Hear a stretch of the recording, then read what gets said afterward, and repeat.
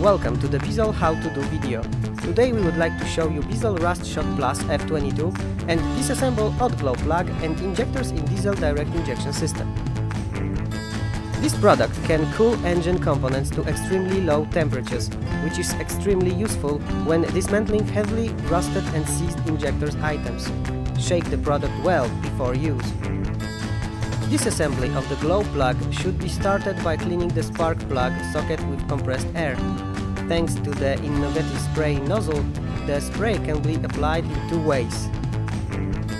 Apply a small amount of BIZOL Rust Shock Plus F22 around the glow plug and wait a few minutes, then unscrew.